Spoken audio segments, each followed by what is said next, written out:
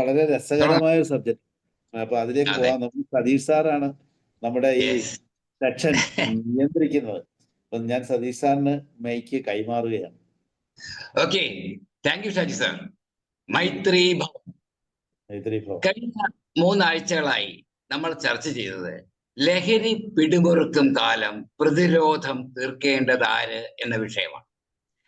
ലഹരിയുടെ അപകടത്തെക്കുറിച്ചും അത് പടരാനുള്ള കാരണത്തെക്കുറിച്ചും അതിനെ പ്രതിരോധിക്കേണ്ട ഉത്തരവാദികൾ ആരൊക്കെയാണെന്നും ലഹരി തടയാൻ എന്തൊക്കെ മാർഗങ്ങൾ ഉപയോഗിക്കാമെന്നും വിശദമായി ചർച്ച ചെയ്തു. കഴിഞ്ഞ ആഴ്ചയിലെ ചർച്ച നമുക്ക് ഓരോരുത്തർക്കും വ്യക്തിപരമായി എന്ത് ചെയ്യാൻ കഴിയും എന്നതായിരുന്നു. എന്നാൽ അത് വിചാരിച്ച ഫലം കണ്ടോ എന്ന് സംശയമാണ്. ഇന്ന് കഴിഞ്ഞ ആഴ്ചകളിലെ ചർച്ചകളുടെ പശ്ചാത്തലത്തിൽ ഒരു ആക്ഷൻ പ്ലാനിന് രൂപം കൊടുക്കാം എന്നാണ് വിചാരിച്ചിരുന്നത്. എന്നാൽ ഇന്ന് ഇവിടെ സുരേഷ് സാർ അവതരിപ്പിക്കുന്നു ആസക്തി, പുരാതനവും ആധുനികവും എന്ന വിഷയം. സത്യത്തിൽ ഈ വിഷയമല്ലേ ആദ്യം അവതരിപ്പിക്കേണ്ടിയിരുന്നത് എന്ന് ഞാൻ കരുതുന്നു. കാരണം ലഹരിക്ക് ഒരു ചരിത്രമുണ്ട്, അതിനൊരു യാത്രയുണ്ട്, നൂറ്റാണ്ടുകളുടെ യാത്ര. അത് മനസ്സിലാക്കിയിട്ട് മാത്രമേ ഇതിനെ നേരിടേണ്ടത് എങ്ങനെയാണെന്ന് ചിന്തിക്കാൻ പറ്റൂ. പൂർണ്ണമായി ലഹരി വിരുദ്ധ നിലപാടെടുക്കണോ, അതോ കെമിക്കൽ ലഹരിയെ മാത്രം തടഞ്ഞാൽ മതിയോ?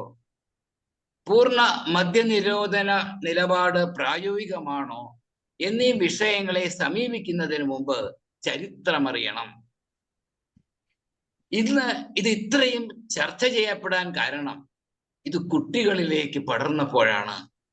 യുവതലമുറയെ പുകച്ചുരുളാക്കുന്ന കാഴ്ച കണ്ട് നിസ്സഹായരായി തരിച്ചു നിൽക്കുമ്പോഴാണ്. പഴയ കാലത്ത് ലഹരി വിതരണ കഴുകന്മാരുടെ കണ്ണുകൾ കുട്ടികളിൽ പതിഞ്ഞിരുന്നില്ല. ഇന്ന് സ്ഥിതി മാറി. പഴയ നിലപാടുകൾ മാറ്റേണ്ട സമയമായി. ഡ്രഗ്സും മദ്യവും ചൂതാട്ടവും പ്രധാന വരുമാന സ്രോതസ്സാക്കുന്ന ഭരണാധികാരികളുടെ ഇടയിലാണ് നാം പ്രവർത്തിക്കേണ്ടത്. ഇതിലേക്ക് കൂടുതൽ വെളിച്ചം പകരാൻ ഇന്നത്തെ പ്രഭാഷകന് കഴിയും. Meditation, yoga, naturopathy, cosmology, acupressure, സുജീവനചര്യ എന്നീ വിഷയങ്ങൾ പഠിച്ചും പഠിപ്പിച്ചും വർഷങ്ങളുടെ പരിചയ സമ്പത്തുള്ള സുരേഷ് സാറാണ് ഇന്ന് നമ്മുടെ മുമ്പിൽ വിഷയം അവതരിപ്പിക്കുന്നത്. ആസക്തി, പുരാതനവും ആധുനികവും. സ്കൂൾ ഓഫ് ലൈഫ് സ്കിൽസിന് വരുന്നതിന് വളരെ വർഷങ്ങൾക്ക് മുമ്പ് തന്നെ എനിക്ക് സുരേഷ് സാറിനെ അറിയാം. ഒരു യഥാർത്ഥ അന്വേഷി, ഭൗതിക വിപ്ലവ ചിന്തകളിൽ നിന്ന് ആധ്യാത്മിക വിപ്ലവ കാഴ്ചപ്പാടുകളിലേക്ക് ചുവടുമാറിയ മനുഷ്യ സ്നേഹി. വേദാദ്രി മഹർഷിയുടെ ഗുരുസന്നിധിയിൽ കണ്ടുമുട്ടിയവരാണ് ഞങ്ങൾ. ഏറെക്കാലത്തെ ഇടവേളയ്ക്ക് ശേഷം വീണ്ടും അടുത്ത് പ്രവർത്തിക്കാനും മനസ്സിലാക്കാനും അവസരമൊരുക്കിയത് ഷാജി സാറാണ്. സ്കൂൾ ഓഫ് ലൈഫ് സ്കില്ലിലൂടെ വളരെ ആഴത്തിലുള്ള ഒരു മൈത്രി ഞങ്ങളിൽ അന്നും ഇന്നുമുണ്ട്. ആശയങ്ങളിൽ യോജിച്ചും വിയോജിച്ചും ദൃഢമാക്കിയ സ്നേഹബന്ധം. അദ്ദേഹത്തെ ഏറെ സ്നേഹത്തോടെ, ഏറെ ബഹുമാനത്തോടെ, ആദരവോടെ വിഷയം അവതരിപ്പിക്കാൻ സാദരം ക്ഷണിക്കുന്നു. മൈത്രി ഭവ.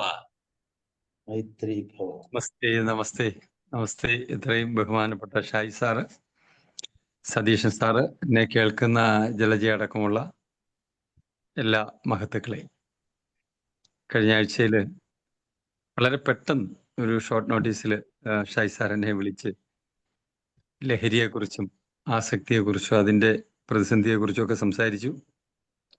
ആ സംസാരിച്ചതിൻ്റെ ഒരു അപകടമായിട്ടാണ് എന്നെ വീണ്ടും ഇവര് ക്ഷണിച്ചിരിക്കുന്നത്.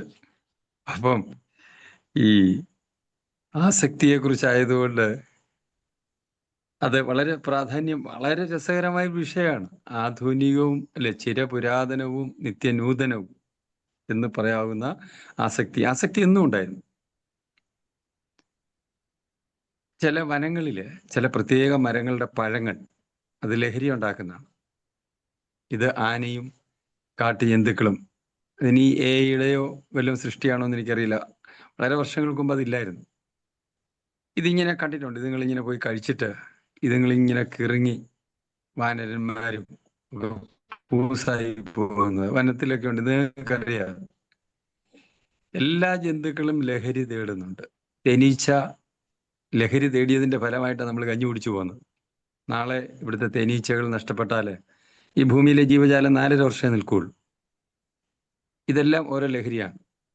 നമ്മുടെ പരിസരത്ത് ഇപ്പൊ എന്തുമാത്രം അല്ലേ പൂക്കളിൽ വന്നിരുന്ന് ഈ തേൻ നുകർന്ന് ലഹരിയായിട്ട് ഈ തേനീച്ച പോയതിന്റെ പൂമ്പടിയുടെ കൈമാറ്റമാണ് നമ്മൾ കഞ്ഞി കുടിച്ചു പോകുന്നത്. അപ്പൊ ലഹരി പ്രകൃതിയുടെ ഒരു ഭാഗമാണ്. ലഹരി ചിരപുരാതനമാണ്. ഏതാണ്ട് പറഞ്ഞാല് പുരാതന കാഴ്ചപ്പാട് പറയുകയാണെങ്കിൽ ആത്മീയ നിഗൂഢ കാഴ്ചപ്പാടില് ഇതൊരു സാത്താനിക് പൊസഷനായിട്ട് കണക്കാക്കിയിരുന്ന കാലമുണ്ട്. എന്തോ പ്രേതബാധയാണ്, ദുരാത്മാവ് ബാധിച്ചതാണ്, അതിന്റെ ഭാഗമായിട്ടാണ് ഇവൻ മദ്യപാനിയായത് എന്ന് വിശ്വസിച്ചിരുന്ന കാലമുണ്ട്. അന്ന് മതപരമായ ചില ചടങ്ങുകൾ, എല്ലാ മതങ്ങൾക്കും ഉണ്ട്, റിച്വൽസ് ഉണ്ട്. അങ്ങനെ ഈ ആത്മാവിനെ സാത്താനെ ഓടിക്കുന്നത് ഇപ്പൊ ആധുനിക കാഴ്ചപ്പാടി പറയുന്ന നമ്മുടെ ഉപബോധ മനസ്സിലെ നിഴൽ രൂപങ്ങളാണ്. എന്തായാലും അങ്ങനെയുള്ള റിച്വൽസ് ചെയ്തിരുന്നു ഒരു കാലത്ത്. ആയുർവേദത്തിന്റെ കാഴ്ചപ്പാടിൽ, നമ്മൾ പുരാതനം പറയുമ്പോൾ ആയുർവേദമാണ്. ആയുർവേദത്തിന്റെ കാഴ്ചപ്പാടില് ഇത് ആസക്തി എന്ന് പറയുന്നത് നമ്മളിലെ ചില ദോഷങ്ങളുടെ ഏറ്റക്കുറച്ചിലാണ്. അതായത് വാദം, പിത്തം, കഫം. നമ്മുടെ ബോഡിയിൽ ചലനമുണ്ട്, അതിന് നമ്മൾ ബയോളജിക്കൽ എനർജി, അതിന് നമ്മൾ വാദം എന്ന് പറയും. അത് കൂടാൻ പാടില്ല, അത് എയറുമായി ബന്ധപ്പെട്ടതാണ്. പിന്നെ പിത്തമുണ്ട്, അത് ചൂടുമായി, ഹീറ്റുമായി ബന്ധപ്പെട്ട, അതിന് നമ്മൾ ട്രാൻസ്ഫോർമേറ്റീവ് എനർജി എന്ന് പറയും. കഫമുണ്ട്, ഇന്റലക്ച്വൽ എനർജി. ഈ വാദം, പിത്തം, കഫമുണ്ട്, ഇത്രയും ദോഷങ്ങൾ. ഇതിന്റെ ഏറ്റക്കുറച്ചിലായിട്ട് ഈ ആസക്തി വരും. അതിനവർ ഭക്ഷണ ക്രമീകരണവും ഔഷധ ചെടികളും ജീവിതശൈലിയും ഒക്കെ ചെയ്തിരുന്നു. അത് മറ്റൊരു സബ്ജക്റ്റാണ്. ദിനചര്യ, ഋതുചര്യ, ദേശചര്യ, ആശ്രമചര്യ, വർണ്ണാശ്രമചര്യ, നിത്യകർമ്മം എന്നൊക്കെ പറയുന്ന അങ്ങനെ കിടക്കുകയാണ്. അതൊരു സമുദ്രം പോലത്തെ വിഷയമാണ്. എന്നാൽ ഈ ദാർശനിക കാഴ്ചപ്പാടിൽ ഈ ഗ്രീക്ക് ചിന്തകന്മാരൊക്കെ ഈ പറഞ്ഞത്, അരിസ്റ്റോട്ടിലും പ്ലേറ്റോ ഒക്കെ പറഞ്ഞത്, ധാർമ്മിക മൂല്യങ്ങളുടെ തലത്തില് ഈ ഇച്ഛാശക്തി, ആത്മനിയന്ത്രണം ഒക്കെ നഷ്ടപ്പെട്ട ദുർബലരാണ് ഈ ആസക്തരാകുന്നതെന്നാണ് അവര് പറഞ്ഞത്. പിന്നെ നമ്മള് സാമൂഹിക സാംസ്കാരിക തലത്തിൽ പറയുന്ന ധാർമ്മിക മൂല്യങ്ങളുടെ കുറവാണ്, സാംസ്കാരിക ച്യുതിയാണ്. അന്ന് അവര് പടിയടച്ച് വെണ്ണം വയ്ക്കുക, നാട് കടത്തുക, ഇങ്ങനെയൊക്കെയുള്ള പണികൾ, ഇങ്ങനെ ആസക്തിയെ അതിജീവിക്കാൻ അവർ കണ്ടെത്തിയിരുന്നു. പിന്നെ നമ്മള് വേദിക് കാഴ്ചപ്പാടുണ്ട്. വേദ ശാസ്ത്രത്തില് ഈ ആസക്തി എന്ന് പറയുന്നത്, മുമ്പ് നമ്മൾ ശാരീരികമായ 3 ഗുണങ്ങളാണ് വാദം, പിത്തം, കഫമെങ്കിൽ വേദങ്ങൾ എടുത്തു കഴിഞ്ഞാൽ നമുക്ക് അവിടെ സാത്വികം, രാജസം, താമസം എന്ന ഗുണങ്ങളെ തിരിക്കാറുണ്ട്. അതായത് സാത്വികം എന്ന് പറയുമ്പോൾ വളരെ സമത്വം, സമൈക്യം, അല്ലെ, ഹാർമണി, പവിത്രത എന്നൊക്കെ പറയുന്നതാണ് സാത്വിക ഗുണം. മനുഷ്യരിൽ ഇങ്ങനെ ഈ 3 ഗുണങ്ങൾ കാണാറുണ്ട്. രാജസം എന്ന് പറയുന്നത് ആവേശ കമ്മിറ്റിക്കാരാണ്, ആസക്തി, ഭൗതികതയോട് താല്പര്യം, ബഹളക്കാരാണ്. താമസം എന്ന് പറഞ്ഞാൽ അന്ധകാരത്തിൽ കഴിയുന്നവരാണ്, മനസ്സിന്റെ അജ്ഞതയും ഇരുട്ടും ഒക്കെ ഉള്ളവർ. ഇവിടെയാണ് ആസക്തര്, അവരാണ് കൂടുതലായിട്ട് ആസക്തിക്ക് വരുന്നത്. അതിനുള്ള പരിഹാരം സാത്വിക ഗുണം വർദ്ധിപ്പിക്കുന്ന യോഗയും ധ്യാനവും അന്വേഷണവും ഒക്കെയാണ്. രജോ ഗുണം കുറയ്ക്കുകയാണ്, ആസക്തി ഉപേക്ഷിക്കുക. പിന്നെ തമോ ഗുണക്കാർക്ക് സത്സംഗവും സാധനകളും അനുഷ്ഠാനങ്ങളും ഒക്കെ കൊണ്ട് മാറ്റിയെടുക്കാം എന്നാണ് പറഞ്ഞത്. എന്നാൽ യോഗയുടെ കാഴ്ചപ്പാടിൽ, ഇപ്പൊ ഞാൻ ആയുർവേദം പറഞ്ഞപ്പോൾ വാദം, പിത്തം, കഫം പറഞ്ഞു, വേദങ്ങൾ പറഞ്ഞപ്പം സാത്വികം, രാജസം, താമസം. യോഗയുടെ കാഴ്ചപ്പാടില് നമ്മുടെ ശരീരത്തിന് നമുക്ക് 5 ശരീരങ്ങളുണ്ട്. ഒന്ന് അന്നമയ ശരീരം. അവിടെ ആസക്തി വന്നു കഴിഞ്ഞാല് ഭൗതിക താല്പര്യം കൂടും, അനിയന്ത്രിതരാകും. അതുപോലെ തന്നെ പ്രാണമയ ശരീരമുണ്ട്, എനർജി ബോഡിയിൽ. അവിടെയും ഇതുപോലെ നമ്മളിലെ എനർജി ഫ്ലോയ്ക്കൊക്കെ തടസ്സം വരും ആസക്തി വന്നു കഴിഞ്ഞാൽ. അത് ആരോഗ്യ പ്രശ്നം ഉണ്ടാക്കും. പിന്നെ മാനസികമായ തലത്തിൽ മനോമയ ശരീരം, അതുപോലെ വിജ്ഞാനമയ ശരീരം, ആനന്ദമയ ശരീരം, ഇതിനകത്തൊക്കെ തകരാറുകൾ വന്നു കഴിഞ്ഞാൽ അവിടെയും നമ്മൾ ഈ യോഗയും ധ്യാനവും ഒക്കെയുള്ള കാര്യങ്ങളാണ് എനിക്കറിയാവുന്നത്. ഞാനിതെല്ലാം ചെയ്യുന്ന ആളാണ്. പിന്നെ TCM 18,000 വർഷം പഴക്കമുള്ള ഒരു ചൈനീസ് ചികിത്സാ പദ്ധതിയാണ്, ട്രഡീഷണൽ ചൈനീസ് മെഡിസിൻ എന്ന് പറയും. അതിനകത്ത് അക്യൂപ്രഷറുണ്ട്, അക്യൂപഞ്ചറുണ്ട്, പിന്നെ ഹെർബ്സുകളുണ്ട്. അവരുടെ ചൈനീസ് അത്ഭുതകരമായ ഒരു ചികിത്സയായിട്ടാണ്. ഞാൻ ഈ അടുത്ത കാലത്താണ് കഴിഞ്ഞ 2 വർഷമായിട്ട് അതിൻ്റെ ശ്രീലങ്കയിലുള്ളൊരു യൂണിവേഴ്സിറ്റിയായിട്ട് ബന്ധപ്പെട്ട് അതിൻ്റെ ഒരു ആഴത്തിലുള്ള പഠനമാണ്. ആയുർവേദവും മർമ്മ ശാസ്ത്രവും TCM-ഉം ഒക്കെ കമ്പാരിറ്റീവ് സ്റ്റഡി നടത്തിക്കൊണ്ടിരിക്കുന്ന ഇപ്പം അതിൻ്റെ ഒരു തെറാപ്പിസ്റ്റും കൂടിയാണ്, ഹീലറാണ്. അത് അവർ പറയുന്നത് നമ്മുടെ ശരീരത്തിലെ ചി എനർജി എന്ന് പറയുന്ന ഒരു എനർജിയുടെ ഒഴുക്കുണ്ട്. നമ്മളെ ലൈഫ് ഫോഴ്സ് എന്ന് പറയും. പ്രാണനുമുണ്ട്, പ്രാണായും ഉണ്ട്. നമ്മൾ പ്രാണ എന്ന് പറയുന്നത് ജീവ ശക്തി, ലൈഫ് എനർജി എന്നാണ്. പ്രാണൻ എന്ന് പറയുമ്പോൾ ജീവൻ എന്നാണ്. ഒക്കെ ആഴം വേണ്ടുന്ന സബ്ജക്റ്റുകളാണ്. ഇതിൻ്റെ ഒഴുക്കിന് തടസ്സം വന്നാലും ആസക്തി ഉണ്ടാവും. അത് പ്രത്യേകിച്ച് liver Meridian, kidney Meridian, heart Meridian, ഇതിനൊക്കെ തടസ്സങ്ങൾ വന്നു കഴിഞ്ഞാൽ ഇമോഷണലും ക്രേവിറ്റിയും അഡിക്ഷനും ഒക്കെ ഉണ്ടാക്കും. പ്രത്യേകിച്ച് ലിവർ മെറിഡിയനിൽ തടസ്സം വന്നാൽ അവിടെ അതിൻ്റെ ജീവശക്തി ഒഴുകുന്ന പാതയിലെ എന്താ പറയുക കേന്ദ്രങ്ങളിൽ അല്ലെങ്കിൽ അതിൻ്റെ പുള്ളികളിൽ നമ്മൾ മർദ്ദം കൊടുക്കുക, പഞ്ചർ ചെയ്യുക, പ്രഷർ ചെയ്യുക എന്നൊക്കെയുണ്ട്. പിന്നെ ഓറിക്കുലർ എന്ന് പറയുന്നത് നമ്മുടെ ചെവിയിൽ ആസക്തിക്ക് ഏറ്റവും കൂടുതൽ ചെവിയിൽ കുറെ മർമ്മസ്ഥാനങ്ങൾ TCM-കാർ പറയാറുണ്ട്. ഒരുപക്ഷെ അത് നമ്മുടെ ഇവിടുത്തെ അധ്യാപകർ നമുക്കൊക്കെ ചെറുപ്പത്തിൽ ആ ട്രീറ്റ്മെന്റ് തന്നിട്ടുള്ളതാണ് എനിക്ക് തോന്നുന്നു. അധ്യാപകർ നന്നായി ഓറിക്കുലർ തെറാപ്പിയാണ്. ചെവിയുടെ നമ്മളൊരു കുഞ്ഞ് ചുരുണ്ടുകൂടി കിടക്കുന്ന ഗർഭപാത്രത്തിൽ നമ്മുടെ അമ്മയുടെ ഉദരത്തിൽ കിടന്ന ചിത്രം അവരവരുടെ കാതിന്റെ പടം എടുത്തിട്ട് നോക്കിയാൽ മതി. താഴെ കാത്, മുകളിൽ ഇങ്ങനെ കയ്യും കാലും ചുരുട്ടി വെച്ചിരിക്കുന്ന എല്ലാം ഉണ്ട് അതിനകത്ത്. അപ്പൊ ഇത് ഓറിക്കുലർ തെറാപ്പി അവരങ്ങനെ ചെയ്യാറുണ്ട്, അഡിക്ഷനെ അതിജീവിക്കാൻ. അത് എനിക്കറിയാവുന്നൊരു വിഷയമാണ്. കാരണം നമ്മളത് ചെവിയുടെ പോയിന്റിൽ നമ്മുടെ ശരീരത്തിന്റെ എല്ലാ അവയവങ്ങളെയും അത് ഈ പറഞ്ഞ ഈ ലിവർ മെറിഡിയനും കിഡ്നി മെറിഡിയനും ഹാർട്ട് മെറിഡിയനും അതെവിടെയാണ് ബ്ലോക്ക് ആയിരിക്കുന്നത് അങ്ങനെ നോക്കി അവരങ്ങനെ ഇത് ചെയ്യുന്നത് കണ്ടിട്ടുണ്ട്. പിന്നെ ഞാൻ ഈ അടുത്ത കാലത്തായിട്ട് ഞാനൊരു 37 വർഷമായിട്ട് റിസർച്ച് ചെയ്യുന്ന ഒരു മേഖലയുണ്ട്. ഒരു സതീശൻ സാർ പറഞ്ഞ കുണ്ടലിനി യോഗ ആൻഡ് കായകൽപ്പയിൽ ചക്ര മെഡിറ്റേഷൻസ്. ഞാൻ ഈ ചക്രങ്ങളെ കുറിച്ച് വളരെ ആഴത്തിൽ പഠിച്ചപ്പോൾ റൂട്ട് ചക്ര നമ്മുടെ സേഫ്റ്റിയും സെക്യൂരിറ്റിയും ഗ്രൗണ്ടിങ്ങും നമ്മുടെ അടിസ്ഥാനമായ തലം, അവിടെയും ഈ അഡിക്ഷൻ വന്നു കഴിഞ്ഞാൽ ഈ ചക്രാസിൽ എക്സസ് എനർജി വന്നാൽ നമുക്ക് എല്ലാം സ്റ്റക്കായി പോകുന്നതായിട്ട്, സ്റ്റാഗ്നേറ്റ് ചെയ്യുന്നതായിട്ടാണ്. അപ്പോൾ കൂടുതൽ അഡിക്ഷനിലേക്ക് പോകും. അതുപോലെ സേക്രൽ ചക്ര ഇമോഷണൽ ഇൻസ്റ്റബിലിറ്റി ഉണ്ടാവും അവിടെ എനർജി കൂടുകയും കുറയുകയും ചെയ്താൽ. അതുപോലെ സോളാർ പ്ലെക്സിലും അതുപോലെ തന്നെ എനർജി കൂടുകയും കുറയുകയും ചെയ്തു കഴിഞ്ഞാൽ നമ്മുടെ സെൽഫ് എസ്റ്റീമിനെയും വിൽ പവറിനെയും ഒക്കെ ബാധിക്കും. പിന്നെ ഹാർട്ട് ചക്രയിൽ ലവിൻ്റെയും കമ്പാഷൻ്റെയും ഒക്കെയാണ്. അവിടെയും ഇതുപോലെ ബ്ലോക്ക് വന്നു കഴിഞ്ഞാൽ നമ്മൾ ഇമോഷണൽ ഓവർലോഡ് വരും, കോഡിപ്പെൻഡൻസ് വരും. പിന്നെ ത്രോട്ട് ചക്രയിൽ, പിന്നെ തേർഡ് ഐയിൽ ഇൻറ്റ്യൂഷൻ, ഇൻസൈറ്റ്, അവിടെ നമ്മുടെ മെന്റൽ ഫോഗിനെസ്സും കൺഫ്യൂഷനൊക്കെ വരും. ഇവിടെയൊക്കെ മനുഷ്യൻ ഈ ആസക്തിയിലേക്ക് പോകുന്നതായിട്ട് കാണാം റൗണ്ട് ചക്രയിൽ. ഇതാണ് ട്രഡീഷണൽ ആയിട്ട് എനിക്ക് നിങ്ങളോട് പറയാനുള്ളത്. എന്നാൽ ആധുനികം കിടക്കാം. അപ്പോൾ ഒത്തിരി കാര്യങ്ങൾ ഞാൻ പറഞ്ഞു. ജസ്റ്റ് നിങ്ങളുടെ അടുത്ത് ഒരു എന്താ ഇൻഫർമേഷന് വേണ്ടിയാണ്. നമുക്ക് ആഴത്തിൽ പോകാവുന്ന വിഷയം, ഓരോന്നും ആഴത്തിൽ പോകണമെങ്കിൽ നാളുകളാകും. ഞാനിപ്പോൾ എത്ര വർഷങ്ങളായി നമ്മൾ യോഗയുടെ 37 വർഷമായിട്ട് ഞാൻ യോഗ അന്വേഷിക്കുന്നു എന്ന് പറയുമ്പോൾ നിങ്ങൾക്കറിയാം എത്രയോ ആഴമുള്ളതാണ്. ഞാൻ ഒരു കാഷ്വലായിട്ടങ്ങ് പറയുകയാണ്. ആധുനികം എന്ന് പറയുമ്പോൾ ജീവശാസ്ത്രവും ന്യൂറോളജിയാണ്. ആദ്യമായി ഞാൻ പറയുന്നത് ജീവശാസ്ത്രം പറയുന്നത് ഇതൊരു ബ്രെയിനിൽ ഉണ്ടാകുന്ന ഒരു മാറ്റമാണ്. പ്രത്യേകിച്ച് നമ്മുടെ ഈ റിവാർഡിങ് ഇതുണ്ട് ബ്രെയിനിൽ, അതായത് ഡോപ്പമീനൊക്കെ ഉണ്ടാക്കുന്ന, ഇപ്പം നമുക്ക് പ്രസന്റേഷൻ തരിക, ആദരിക്കുക ഒക്കെ ചെയ്യുമ്പോൾ നമുക്ക് ഭയങ്കര ഹാപ്പിനെസ് വരുന്നത് ബ്രെയിനിൽ ഉണ്ടാകുന്ന ഒരു ചേഞ്ചാണ്. അത് ന്യൂറോ സയന്റിസ്റ്റുകൾ പറയുന്നത് ഡോപ്പമീനും അതൊക്കെ ഔഷധ ചികിത്സയാണ്. അത് വേറെ ഔഷധ മേഖലയാണ്, ന്യൂറോളജിക്കൽ ബയോളജിക്കൽ തലം. മനഃശാസ്ത്രം പറയുന്നത് മെന്റൽ ഹെൽത്ത് ഡിസ്കോർഡാണ് അവർ പറയുന്നത്. കോഗ്നിറ്റീവ് ആൻഡ് ബിഹേവിയറൽ ഫാക്ടേഴ്സ് ഒക്കെ വെച്ചുകൊണ്ട് പഠനവും നമ്മുടെ കണ്ടീഷനിങ്ങും ഒക്കെയാണ് അവിടെ മനഃശാസ്ത്ര ചികിത്സയാണ്. പിന്നെ ഈ മനഃശാസ്ത്രം പറയുമ്പോൾ നമുക്കൊരു വലിയ, കേരളം ഇത്രയും വിദ്യാഭ്യാസം ഉണ്ടെങ്കിലും വിദ്യാഭ്യാസം ഇതാണ്, നമ്മൾ ലിറ്ററേറ്റ് ആണ്, എഡ്യൂക്കേറ്റഡ് അല്ല. എഡ്യൂക്കേഷനും ലിറ്ററസിയും രണ്ടാണ്. അപ്പൊ ലിറ്ററസി കൂടിയിരിക്കുന്ന ഒരു സമൂഹത്തിൽ ഇപ്പോഴും ഒരു മാനസിക പ്രശ്നം വന്നാൽ കൗൺസിലറെ കാണണോ, അതോ ക്ലിനിക്കൽ സൈക്കോളജിസ്റ്റിനെ കാണണോ, സൈക്കോതെറാപ്പിസ്റ്റിനെ കാണണോ എന്ന് പോലും ഇന്നും അറിയാൻ മേത്ത ഒരു കാലഘട്ടമാണ്. ഏതാണ്ട് അടുത്ത് മന്ദിരം ഹോസ്പിറ്റലിൽ ഞാൻ പണ്ട് ഹയർ റേഞ്ചിലായിരുന്നപ്പോൾ അവിടെയുള്ളൊരു പയ്യനെ, മദ്യത്തിന് അഡിക്റ്റായ ഒരാളെ ഇങ്ങനെ ഇവിടെ കൊണ്ടുവന്നു, ഹോസ്പിറ്റലിലേക്ക് കൊണ്ടുവന്നു. അപ്പൊ അവരെ കൊണ്ടുവന്ന് മെന്റൽ പേഷ്യൻസിന്റെ കൂടെ ഇടാനെ കൊണ്ട് ആരാണ്ട് പറഞ്ഞു. ഞാൻ അവിടെ ചെന്നിട്ട് ഭയങ്കര പ്രശ്നമുണ്ട്. ഞാൻ പറഞ്ഞു പാടില്ല.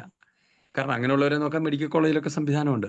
അവൻ മാനസിക രോഗിയല്ല, ആൽക്കോഹോളിക് സൈക്കോസിസ് ആണെന്ന് പറഞ്ഞാലും അദ്ദേഹം മദ്യപിക്കാത്തപ്പോൾ എങ്ങനെയാണ് ഉണ്ടാകുന്നത്? അപ്പൊ നമുക്ക് ഈ മനഃശാസ്ത്ര കാഴ്ചപ്പാട് പറയുമ്പോൾ ഒത്തിരി കൺഫ്യൂഷനാണ്. ഞാനിപ്പോൾ എൻ്റെ ആ തലങ്ങളിലേക്ക് പോകുന്നില്ല. ഞാൻ ഭാരതീയ മനഃശാസ്ത്രം പിന്നെ എൻ്റെ ഗുരുവായ സിസ്റ്റർ ആനി മരിയയുടെ അടുത്ത് കുറേ നാൾ പ്രാക്ടിക്കൽ ക്ലിനിക്കൽ ടിയുടെ കുറേ ഡോക്ടേഴ്സിൻ്റെ ഒരു ഗ്രൂപ്പ് ഉണ്ടായിരുന്നു. ഷായി സാറിന് ആമെ അറിയാം, ഷായി സാറിൻ്റെ ഗുരുവാണെന്ന് എനിക്കറിയാം. അപ്പം ഞാൻ പറയുന്നത് ഈ മനഃശാസ്ത്ര കാഴ്ചപ്പാടെന്ന് പറയുന്നത് ഒരു എന്താണ്, അവിടെ കൗൺസിലിങ്ങും ക്ലിനിക്കൽ സൈക്കോളജി, സൈക്കോതെറാപ്പി ആ മേഖലയുമായി ബന്ധമുള്ള ഒരു ഗ്രൂപ്പാണ്. അതിൻ്റെയൊക്കെ വലിയ ആൾക്കാരാണ് എന്നെ കേൾക്കുന്നതെന്ന് എനിക്കറിയാം. പിന്നെ സോഷ്യോളജിക്കൽ കാഴ്ചപ്പാടിൽ, ആധുനികതയുടെ സോഷ്യോളജിക്കൽ കാഴ്ചപ്പാടിൽ ഒരു സാംസ്കാരിക പ്രശ്നമാണ് അഡിക്ഷൻ എന്നവർ പറയുന്നത്. ദാരിദ്ര്യം, ട്രോമാസ്, ഇങ്ങനെയൊക്കെയുള്ള വിഷയങ്ങൾ മനുഷ്യനെ അഡിക്ഷനിലേക്ക് കൊണ്ടുപോകുന്നുണ്ട്. അതിന് നമ്മൾ കമ്മ്യൂണിറ്റി ബേസ്ഡ് പ്രാക്ടീസസ് ആണ് ചെയ്യുന്നത്. നമ്മളിപ്പം മനഃശാസ്ത്രത്തിലുണ്ടത് എന്നൊക്കെ പറയുന്ന ആൽക്കഹോളിക് അനോണിമസ് എന്നൊക്കെ പറയുന്ന മദ്യപന്മാരുടെ, മദ്യപിച്ച് രക്ഷപ്പെട്ടവരുടെ കൂട്ടായ്മയും. പിന്നെ നമ്മളെല്ലാവരും ഓടിപ്പോകുന്നത് ചികിത്സാ രംഗമാണ്, മെഡിക്കൽ പെർസ്പെക്റ്റീവാണ്. ആധുനിക ചികിത്സയുടെ തലത്തിൽ ആസക്തി ഒരു ക്രോണിക് ഡിസീസ് ആയിട്ടാണ് അവർ കാണുന്നത്. അത് അവർ പറയുന്നത് ജനിതകമാണ്, ജനറ്റിക്സ് ആണ്, എൻവയോൺമെന്റലാണ്, ലൈഫ് സ്റ്റൈലാണ്. അതിന് ചികിത്സയാണ്, മെഡിക്കൽ ട്രീറ്റ്മെൻറ്റാണ് ചെയ്യുന്നത് ആധുനിക ചികിത്സാ രംഗം. പിന്നെ നമ്മൾ ഹോളിസ്റ്റിക്കിൽ എനിക്കറിയാവുന്ന, എനിക്കിഷ്ടമുള്ളൊരു മേഖലയാണ്. എനിക്കൊരു ഹോളിസ്റ്റിക് വെൽനസ് സെൻ്റർ ഒക്കെ ഉണ്ടല്ലോ കുറുമ്പനാട്. അപ്പോൾ അവിടുത്തെ എൻ്റെ കാഴ്ചപ്പാടിൽ ഇതൊരു ബഹുമുഖ പ്രശ്നമാണത്. കാരണം അവിടെ നമ്മൾ ഫിസിക്കൽ, ഇമോഷണൽ, മെൻ്റൽ, സ്പിരിച്വൽ ഇംബാലൻസ്മെൻ്റ് ആണ് എന്ന് പറയും. അവിടെ നമ്മൾ അക്യുപഞ്ചറും എനർജി ലെവൽ ചേഞ്ച് ചെയ്യും, അതുപോലെ മെഡിറ്റേഷൻ, ഇങ്ങനെയൊക്കെയുള്ള കാര്യങ്ങളാണ് ചെയ്യുന്നത്. പിന്നെ നമ്മൾ ഈ ആധുനിക ഇങ്ങനെയുള്ള കാഴ്ചപ്പാട് വരുമ്പം നമ്മൾ നേരിടുന്ന, ഇപ്പം നമ്മൾ ഇത് നമ്മുടെ കുട്ടികൾ എന്തുകൊണ്ട്, അല്ലെങ്കിൽ നമ്മുടെ സമൂഹം എന്തുകൊണ്ട് മദ്യപാനത്തിലേക്ക് പോകുന്നു എന്ന് പറയുന്നത്, ഇത് ഞാൻ കഴിഞ്ഞ പ്രാവശ്യം ഒന്ന് തുടങ്ങി വെച്ചായിരുന്നു. അതായത് ഈ കമ്മ്യൂണിക്കേഷൻസിലുണ്ടായ മാറ്റം. കാരണം ഇമോഷണൽ കമ്മ്യൂണിക്കേഷൻ ഇന്ന് നമ്മൾ ഈ ആർട്ടിഫിഷ്യൽ ഇൻ്റലിജൻസിൻ്റെ ഇൻഫർമേഷൻ്റെ ലോകത്തേക്ക് വന്നപ്പം നമ്മുടെ കുട്ടികൾക്കുണ്ടായ ഒരു ചേഞ്ച് ഉണ്ട്. കാരണം അവരുടെ ഉള്ളിൽ ധാരാളം മീനിങ് ക്രൈസിസ് ഉണ്ട്. അത് അഡ്രസ്സ് ചെയ്യാൻ നമുക്ക് കഴിയുന്നില്ല. കാരണം അവർ ഈ കമ്മ്യൂണിക്കേഷൻ പ്രോബ്ലം ഉണ്ട്. ഒന്ന്, ഇമോഷണൽ കമ്മ്യൂണിക്കേഷൻ അവർക്ക് കുറഞ്ഞു വരികയാണ്. മോനെ അമ്പലത്തിൽ പാം എന്ന് പറഞ്ഞാൽ വൈ, എന്തുകൊണ്ട് അല്ലേ അവൻ ചോദിക്കും.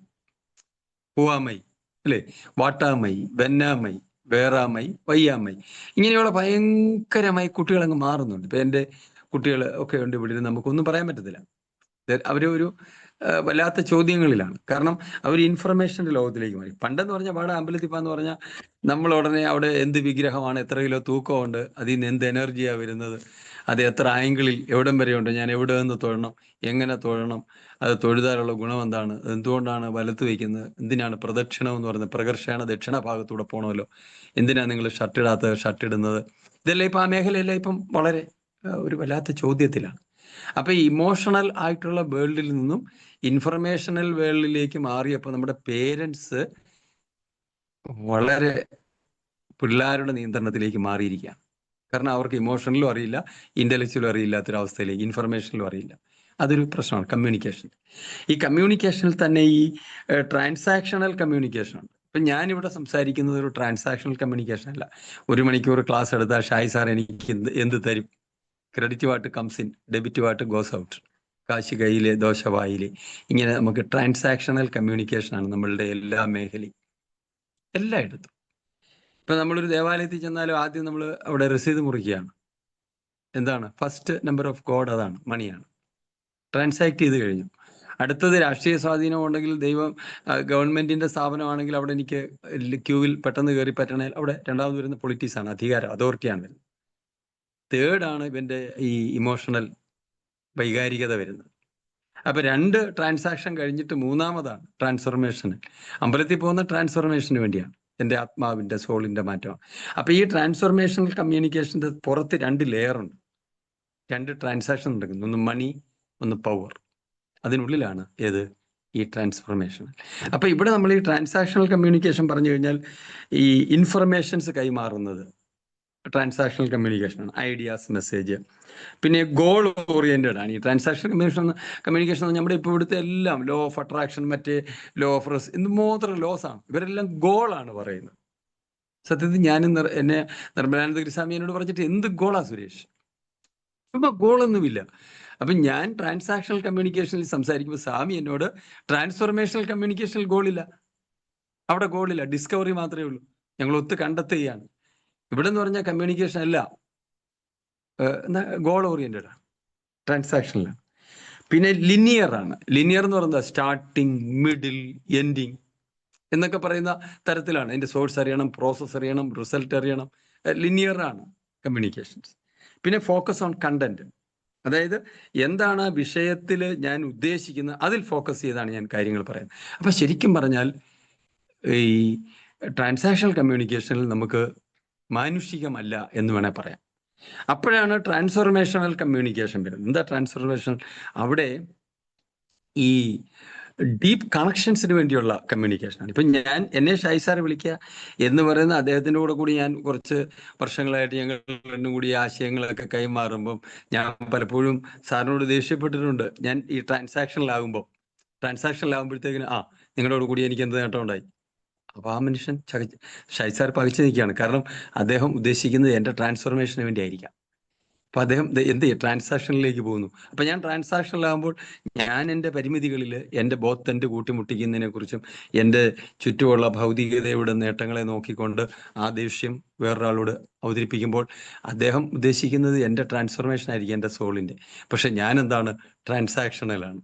അപ്പൊ ഈ ട്രാൻസാക്ഷണലും ട്രാൻസ്ഫോർമേഷനും തമ്മിലുള്ള അടിയെന്ന് പറഞ്ഞാൽ ഭയങ്കരമാണ്. പിന്നെ ഈ ഇമോഷണൽ ഇന്റലിജൻസ്, ഈ ട്രാൻസ്ഫോർമേഷണൽ കമ്മ്യൂണിക്കേഷനിലാണ് ഇമോഷണൽ ഇന്റലിജൻസ്. കാരണം ഈ being aware of managing one's own emotions, ഞാൻ എൻ്റെ ഇമോഷൻസിനെ കറക്റ്റ് ചെയ്തിട്ട് വേണം വേറൊരാളുടെ ഇമോഷൻസ് കറക്റ്റ് ചെയ്യാൻ.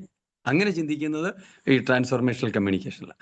ട്രാൻസാക്ഷണൽ കമ്മ്യൂണിക്കേഷൻ എന്ന് പറഞ്ഞാൽ അയാൾ കേൾക്കട്ടെ, അയാൾ അത് ചെയ്യാൻ വിധിക്കപ്പെട്ടവനാണ് എന്ന് ചിന്തിക്കുമ്പോഴാണ് ട്രാൻസാക്ഷണൽ കമ്മ്യൂണിക്കേഷൻ, നമ്മൾ വൈകാരികത കൈമാറുന്നത്. ഞാൻ ചിന്തിക്കുകയാണ്, ഞങ്ങൾ തമ്മിലുള്ള ബന്ധം കുറച്ച് ആഴപ്പെടാനാണല്ലോ ദൈവം തന്നത്. നോൺ ലീനിയർ ആണ് എന്ന് പറഞ്ഞാൽ ഈ സ്റ്റാർട്ടിങ്ങും മിഡിലും എൻ്റെ ഒന്നുമില്ല, എക്സ്പ്ലോറേഷൻ ആണ്, ഡിസ്കവറിങ് ആണ്. ഞങ്ങൾ സത്യം കണ്ടെത്താൻ വേണ്ടിയാണ് ഈ കമ്മ്യൂണിക്കേഷൻ നടത്തുന്നത്. പിന്നെ ഈ ഫോക്കസ് ഓൺ കണ്ടന്റ് ആണ് ട്രാൻസാക്ഷനില്ല. ഇവിടെ ഫോക്കസ് ഓൺ റിലേഷൻഷിപ്പ്, ഞങ്ങൾ തമ്മിലുള്ള ബന്ധം കൂടുതൽ ദൃഢതരമാകാനാണ് ഞങ്ങൾ ഇപ്പൊ ഷായി സാർ 1/2 മണിക്കൂർ ഞങ്ങൾ സംസാരിച്ചു എന്ന് പറഞ്ഞാൽ ഞങ്ങൾ അവിടെ സംസാരിച്ചത് മുഴുവൻ ട്രാൻസ്ഫോർമേഷനിലാണ്. പക്ഷെ ഞാനത് ഷായി സാറും ഞാനും അത് മനസ്സിലാക്കുന്നതുകൊണ്ട് ഞങ്ങൾക്കറിയാം ഞങ്ങളുടെ കമ്മ്യൂണിക്കേഷൻ. അതുകൊണ്ടാണ് ഞങ്ങൾക്ക് ഈ ഇത്രയും നാളുകളായിട്ടും ഞങ്ങൾ തമ്മിലൊരു മുഷിച്ചിലോ ബുദ്ധിമുട്ടുകളോ ഉണ്ടായിട്ടില്ല. കാരണം അദ്ദേഹത്തിൻ്റെ ആ കൗൺസിലിംഗ് അറിയാവുന്നതിൻ്റെയും ഡിപ്ലോമസിയുടെയും ഭാഗം മാത്രമല്ല, ഇവിടെ ഈ emotional and informational, transactional and transformational, ഇതെല്ലാം കൂടെ ഉണ്ടാക്കുന്ന ഒരു അപകടം എന്ന് പറയുന്നത് ഈ കുട്ടികൾ അഡിക്ഷനിലേക്ക് പോകാൻ കാരണം ഇവരുടെ സെൽഫ് ലവ് പോയി. അപ്പൊ ഈ ഇമോഷണൽ എന്താണെന്ന് അറിയത്തില്ല, ഇൻഫർമേഷൻ എന്താണെന്ന് അറിയില്ല. കമ്മ്യൂണിക്കേറ്റ് ചെയ്യുമ്പോൾ ട്രാൻസാക്ഷൻ, അച്ഛനും അമ്മയും മക്കളും എല്ലാം തമ്മിലുള്ള ബന്ധം ട്രാൻസാക്ഷനിലാണ്. ഇപ്പൊ ഷായി സാറിന്റെ മകൻ എന്ന് പറയണ, അച്ഛാ ഞാൻ 2 മണിക്കൂർ പഠിച്ചു, എനിക്ക് ഞാൻ മൊബൈൽ നോക്കിക്കോട്ടെ, ഞാൻ TV നോക്കിക്കോട്ടെ എന്ന് പറഞ്ഞാൽ അവനത് എന്തായി? അത് ട്രാൻസാക്ഷനിലാണ്.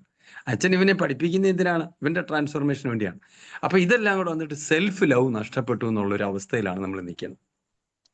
അപ്പൊ നമ്മൾ സെൽഫ് ലവ് ബൂസ്റ്റ് ചെയ്യണം, സെൽഫ് എസ്റ്റീം, അതുപോലെ നമ്മുടെ റെസീലിയൻസ്, നമ്മുടെ അതിജീവനം. ഇപ്പൊ കുട്ടികളെല്ലാം കംഫർട്ട് സോണിൽ ഇരുന്നുകൊണ്ട് മാതാപിതാക്കൾ ATM കൊടുത്തിട്ടുണ്ട്, ഒരു 1 ഗ്രാമിന് 3000 രൂപ എന്ന് പറഞ്ഞാലും മേടിച്ച് കഴിക്കാനുള്ള അവരെ പ്രശ്നങ്ങളെ അതിജീവിക്കാൻ കൊണ്ട് പഠിപ്പിക്കുന്നില്ല. ദാരിദ്ര്യവും ബുദ്ധിമുട്ടും ഒന്നും പിള്ളേരെ അറിയിക്കില്ല. പിള്ളേരെ എന്താണെന്ന് എനിക്കറിയില്ല. അവരുടെ എല്ലാ ഇൻവെസ്റ്റ്മെന്റും പിള്ളേരിലേക്ക് വെച്ചിട്ട് കംപ്ലീറ്റ് പിടിവിട്ട് നിൽക്കുകയാണ്. അപ്പൊ ഇവിടെ നമുക്ക് ഇപ്പൊ ഇതെല്ലാം കൂടെ ഉണ്ടാക്കിയ ഒരു മീനിങ് ക്രൈസിസ് ആണ്. അവിടെയാണ് ഞാനിത് സമർത്ഥിക്കുന്നത്. നമ്മുടെ കുട്ടികൾ നേരിടുന്ന മീനിങ് ക്രൈസിസ് ഉണ്ട്. ഈ മീനിങ് ക്രൈസിസിനെ അതിജീവിക്കാൻ ഇവർക്ക് അഡിക്ഷൻ അല്ലാതെ മറ്റൊന്നുമില്ല മാർഗം. എന്താണ് മീനിങ് ക്രൈസിസ്? ഒരു ലൈഫ് ട്രാൻസിഷൻ ഉണ്ട് എന്ന് പറഞ്ഞാൽ വേണ്ടപ്പെട്ടവരുടെ നഷ്ടം, ഹെൽത്ത് ഇഷ്യൂസ്, ആധുനികതയുടെ പ്രശ്നമാണിത്. അത് മീനിങ് ക്രൈസിസ് ഉണ്ടാക്കും. ലോസ്. ഈ കൊറോണ കാലത്ത് ഒത്തിരി പേര് നമുക്ക് നഷ്ടപ്പെട്ടു. ഒത്തിരി മഹാന്മാര്, ഒത്തിരി ചിന്തകന്മാര്, ഗായകന്മാര്, ഒത്തിരി പേര് നമുക്ക് നഷ്ടപ്പെട്ടു. ഒരു ലൈഫ് ട്രാൻസിഷൻ ഉണ്ട്. പിന്നെ എക്സിസ്റ്റൻഷ്യൽ ക്വസ്റ്റ്യൻ ഉണ്ട്, അതായത് ഈ meaning of life, meaning of the universe അല്ലേ. ഇപ്പൊ ഗോഡ്, ഇപ്പൊ നമുക്കറിയാം ഈ അധീന മതങ്ങളും അതീത മതങ്ങളും, ഇവിടെ മതങ്ങൾ ഞാൻ പറയുമ്പോൾ ഒരു പ്രത്യേക സ്ഥലത്ത് പ്രാകൃതരായ കുറെ ജനങ്ങളുണ്ടെങ്കിൽ അവരെ മാറ്റിയെടുക്കാൻ അവിടെ അധീനത്വം ഉപയോഗിക്കും, അധീനത്വം, അധീശത്വം ഉപയോഗിക്കും. ഇതേ ഉള്ളൂ ദൈവം, മറ്റു ദൈവമൊന്നുമില്ല, നീ മര്യാദയ്ക്ക് എന്നോണം ഇതിനെ തട്ടിക്കളയുന്നുള്ള രീതിയിൽ അധീന മതങ്ങൾ ചില പ്രത്യേക സ്ഥലത്ത് രൂപപ്പെടും. അവരെ ആ പ്ലേസിനെ നന്നാക്കിയെടുക്കാൻ. അങ്ങനെ നന്നായ നാടാണ് അറേബ്യയൊക്കെ. അതിനെന്താ കുഴപ്പം? ഇപ്പോഴും അവിടുത്തെ ജനവും എന്നുള്ളതാണ്, ഫിലോസഫി എന്നുള്ളതാണ്. പക്ഷേ ഇതിന്റെ അധീനത്വം മറ്റൊരു സ്ഥലത്തിരുന്ന് മറ്റൊരു കോണ്ടെക്സ്റ്റിൽ അത് വ്യാഖ്യാനിക്കുമ്പോൾ ഉണ്ടാകുന്ന പ്രശ്നം. പക്ഷെ ഭാരതമാണെങ്കിൽ അതീത മതമാണ്. ഞാൻ ഓം എന്ന് പറഞ്ഞു കഴിഞ്ഞാൽ അതിൻ്റെ സൈലൻസിൽ ഇങ്ങനെ മുഴുകിയിരിക്കും. കാരണം എൻ്റെ ബീറ്റയിൽ നിന്നും ആൽഫയിലേക്ക്, അവിടെ നിന്ന് തീറ്റയിലേക്ക്, ഡെൽറ്റയിലേക്ക് മനസ്സ്, അത് അതീത തലമാണ്. ലോകാ സമസ്ത സുഖിനോ ഭവന്തു, അതീത മതങ്ങൾ. പക്ഷെ ഇത് കൊണ്ട് നടക്കുന്നവന് ഞാൻ പറഞ്ഞ ഇൻഫർമേഷനും ഇമോഷണലും ഇൻഫർമേഷനും അറിയത്തില്ല, ട്രാൻസാക്ഷണലും ട്രാൻസ്ഫർമേഷനും അറിയില്ല, അധീന തത്വങ്ങളും അറിയില്ല, അതീത തത്വങ്ങൾ അറിയില്ല. ഇതെല്ലാം കൂടെ ഒരു കുഴഞ്ഞ് മറിഞ്ഞ് മനുഷ്യൻ പ്രതിജന ഭിന്ന വിഭിന്നമായ ഒരു വല്ലാത്ത അവസ്ഥയിലേക്ക് മനുഷ്യൻ മാറി. ഇതൊരു മീനിങ് ക്രൈസിസ് ആണ്. അതുപോലെ തന്നെ ലാക്ക് ഓഫ് പർപ്പസ്. അന്നേരം എല്ലാം നമ്മൾ അഡിക്ഷനിലാണ് നമ്മൾ അഭയം തേടുന്നത്. ഇതെല്ലാം നമ്മളെ അഡിക്റ്റ് ആക്കും. ലാക്ക് ഓഫ് പർപ്പസ് എന്താ? ജീവിതത്തിന്റെ എന്ത് ചെയ്താലും ഒരു എരണം കെട്ടവന്മാർ. എരണം എന്ന് പറഞ്ഞാൽ സാറ്റിസ്ഫാക്ഷൻ എന്നാണ്. ഒന്നിനും ഒരു തൃപ്തിയില്ല, ഒരു ഫീലിംഗ് അൺഫുൾഫിൽഡ് അല്ലേ, ഒരു without sense of direction, without ഒരു മീനിങ് ഇല്ല. അപ്പൊ ഇത് വലിയ പ്രശ്നമാണ്. പിന്നെ ഓരോ ഏജിന്റെ ഈ അഡിക്ഷൻസ് ഉണ്ട്. ടീനേജിന്റെ അഡിക്ഷൻ എന്താണ്? ടീനേജുകാരിൽ അഡിക്റ്റ് ആകുന്നതിന്റെ കാരണം എന്താ? പിയർ ഗ്രൂപ്പുകൾ, ഫ്രണ്ട് സർക്കിളുകൾ. കാരണം അച്ഛൻ നഷ്ടപ്പെട്ടു, അമ്മ നഷ്ടപ്പെട്ടു, അധ്യാപകനും നഷ്ടപ്പെട്ട തലമുറയാണ് പുതിയത്. അവർക്കിപ്പോൾ എന്താണ്? പിയർ ഗ്രൂപ്പ്, കൂടുതൽ അവരുടെ സീനിയേഴ്സ് അവരെടുത്തിട്ടിരിക്കുക. അപ്പൊ അത് അഡിക്ഷന്റെ ഒരു ലോകമാണ്, അവരുടെ ഫ്രണ്ട് സർക്കിൾ. കുട്ടികൾ രക്ഷപ്പെടുന്നതും വിദേശ രാജ്യങ്ങളിലൊക്കെ പോയി രക്ഷപ്പെടുന്നതും ഈ പിയർ ഗ്രൂപ്പാണ്. എന്നാൽ ഈ അഡിക്ഷനും അവിടുന്ന് തലയുരാൻ പറ്റുന്നില്ല.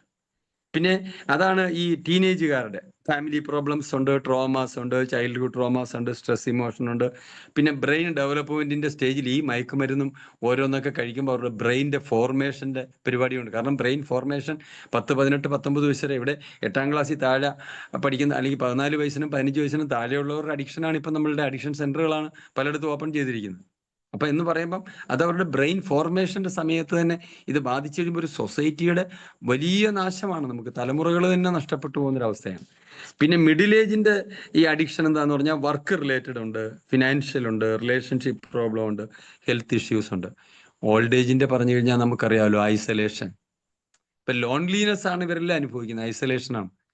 അതിനെ ഇപ്പൊ ഞാൻ ധ്യാനം പഠിപ്പിക്കുന്നത്, യോഗ പഠിപ്പിക്കുന്നത്, ഞാൻ പറയുന്നത് നമുക്ക് സോളിറ്റ്യൂഡിലേക്ക് മാറ്റിയെടുക്കാം. ഏകാന്തതയിലെ അനുഭൂതി, ഡാഫഡിൽസ് എന്ന് പറയുന്ന കവിതകളൊക്കെ നമ്മൾ പഠിച്ചതല്ലേ. ഏകാന്തതയിലെ അനുഭൂതി എന്ന് പറയുമ്പോൾ ഈ ലോൺലിനെസ്, ഐസൊലേഷൻ വാർദ്ധക്യത്തിന്റെ ഒരു പ്രശ്നമാണ്. പിന്നെ ക്രോണിക് ഹെൽത്ത് ഇഷ്യൂസ്, വാർദ്ധക്യത്തിൽ വീണ് 60 അടി പൊക്കമുള്ള തെങ്ങിന്റെ മണ്ടയിൽ തേറും എണ്ണ വെച്ച് വീണിട്ട് കുണ്ടിക്ക് പൊടിയും തട്ടി എഴുന്നേറ്റ് പോയ ജനം വാഷ്റൂമിലേക്ക് പോയതാണ്, 1 താഴെ വീണ് ഒടിഞ്ഞു കിടക്കുകയാണ്. ഒരു കുഴപ്പമില്ല, വാട്ടർ ബെഡല്ല. അങ്ങനെ ഒരു 10 ലക്ഷം പേരെങ്കിലും ഉണ്ടോ എന്നൊക്കെ പറയുന്നു. എനിക്ക് അതിൻ്റെ ഫുൾ സ്റ്റാറ്റിസ്റ്റിക്സ് അതിൻ്റെ അറിയില്ല, അതിൻ്റെ ഡീറ്റെയിൽസ് ചോദിച്ചാൽ എനിക്ക് പറയാൻ കഴിയില്ല. പക്ഷെ കൂടുതലാണ് വാർദ്ധക്യത്തിൽ വീഴാതിരിക്കാൻ എന്നും പറഞ്ഞൊരു പ്രോഗ്രാം ഞാൻ കുറേ നാളായിട്ട് ചിന്തിച്ചുകൊണ്ടിരിക്കുന്നു. കുറേ ആൾക്കാരെ ഡയറക്റ്റ് ഞങ്ങൾ അപ്ലൈ ചെയ്തവരൊക്കെ മിടുക്കരായിട്ടുണ്ട്. വീഴാൻ പറ്റുന്ന സാഹചര്യമൊക്കെ ഉള്ളവരൊക്കെ ഓടി നടക്കുന്നുണ്ട്. അത് നമ്മൾ യോഗയും അക്യൂപ്രഷറും മെഡിറ്റേഷനും അങ്ങനെയൊക്കെയുള്ള കാര്യം, ഹെർബൻ ഡയറ്റും ലൈഫ് സ്റ്റൈലും ഒക്കെ നിങ്ങൾക്കറിയാം, കുറച്ചൊക്കെ എന്നെ പരിചയമുള്ള ആൾക്കാർ ഇതിനകത്തുണ്ട്. പിന്നെ ഈ ലോസും ഗ്രീഫും, പിന്നെ കോഗ്നിറ്റീവ് ഡിക്ലൈനിങ്, അവരുടെ ഈ കോഗ്നീഷൻ എക്സ്പീരിയൻസ് ഡിസ്ക്രിമിനേഷൻ എന്ന് പറയുന്ന ഏജ് ആകുമ്പോഴത്തേന് കുറയും. അതുമായി ബന്ധപ്പെട്ട രോഗങ്ങൾ, അൽഷിമേഴ്സ്, ഇത് ഒത്തിരി പ്രോബ്ലംസ് ഉണ്ട്. ഇപ്പം നമ്മൾ ഈ അഡിക്ഷൻ എന്ന് പറയുന്നത് ഇതിനെല്ലാം പരിഹാരമായി, ഞാൻ കഴിഞ്ഞ പ്രാവശ്യം പറഞ്ഞാണ്, ഈ നമ്മൾ വളർന്നു വരുന്ന സമയത്ത് നമ്മുടെ തലയിൽ കുറെ സെറ്റ് പോയിന്റ് ഉണ്ട്. ഇല്ലാത്തവൻ, ഉള്ളവൻ. ഈ ഇല്ലാത്തവൻ ഉള്ളവനോട് ഇടപെടണമെങ്കിൽ, ഇപ്പം 2:1 ആണ് ഉള്ളവനും ഇല്ലാത്തവനും തമ്മിലുള്ള അകലമെങ്കിൽ വലിയ കുഴപ്പമില്ല സൊസൈറ്റി. പക്ഷെ ഉള്ളവൻ ഇത് കോടികളുണ്ട്, ഇല്ലാത്തവൻ നയാ പൈസയില്ല. കേരളം അങ്ങനെ ഒരു ഡിസ്പാരിറ്റിയിലേക്ക് പോവാണ്. ഞാൻ എന്നെ പോലുള്ളവരൊക്കെ ഭയപ്പെടുന്നത് ഈ ഡിസ്പാരിറ്റീസ്, ഇല്ലാത്തവനെല്ലാം വല്ല ജാതിയോ മതമോ, അതാണല്ലോ സെന്റിമെന്റ്സ് ഉള്ളത്. പെട്ടെന്ന് അതും കയ്യിലെടുത്തുകൊണ്ട് ഉള്ളവനെ അറ്റാക്ക് ചെയ്യാൻ പോവുകയും ഈ സമൂഹം വലിയ ദുരന്തങ്ങളിലേക്ക് പോകും. ഈ ലോകത്ത് വരുന്ന കുഴപ്പമാണ് ഇല്ലാത്തവനും ഉള്ളവനും തമ്മിലുള്ള. ഇപ്പൊ ഇല്ലാത്തവന്റെ മൈൻഡിലെ സെറ്റ് പോയിന്റ് എന്താണ്? ഞാൻ ഇവരോട് എങ്ങനെ സഹകരിക്കും, എങ്ങനെ ഇവന്റെ അടുത്ത് ചെല്ലും എന്ന് വിഷമിക്കുന്ന ആൾക്കാരുണ്ട്. പിന്നെ അവൻ ഒന്ന് മാറുന്നതാണ്, അഡിക്റ്റ് ആവും. അഡിക്റ്റ് ആകുമ്പോൾ ഇവന്റെ സെറ്റ് പോയിന്റ് പോകും, പിന്നെ അവൻ അങ്ങ് നിവരുകയാണ്. അപ്പൊ അവനെ സംബന്ധിച്ച് അവനൊന്നും ഒരു മാനുഷിക ഭാവത്തിലൊന്ന് ജീവിച്ചിരുന്നിട്ട് മരിക്കുക എന്ന് പറയുന്നൊരവസ്ഥയാണ്. അപ്പം ഈ സെറ്റ് പോയിന്റ് ഉണ്ട്.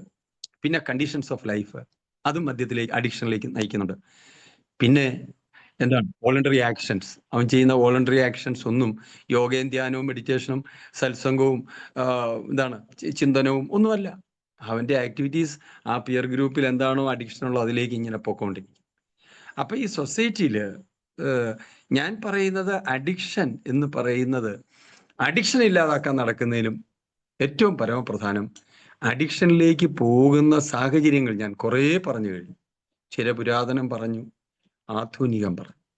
ഇത് നമ്മുടെ മുമ്പിൽ വരുന്ന ആളിന്, ഇപ്പൊ ഞാൻ ചെയ്യുന്ന അങ്ങനെയാണ്. എൻ്റെ മുമ്പിൽ വരുന്ന ആളിന് യോഗയാണോ, അക്യുപഞ്ചറാണോ, ലൈഫ് സ്റ്റൈലാണോ, സുജീവന ജീവനമാണോ, എന്താണ് എന്ന് ഞാൻ തീരുമാനിച്ചിട്ട് ഞാൻ അവര് നേരിടുന്ന പ്രശ്നങ്ങൾക്ക് പരിഹാരം കൊടുക്കുന്ന ഒരാൾ എന്ന നിലയിൽ ഞാൻ ഒരു കച്ചവടക്കാരനാണ്. എൻ്റെ കടയിൽ ഒത്തിരി സാധനങ്ങളുണ്ട്, പല പല ഷേപ്പിലും കളറിലും ഒക്കെയുള്ള.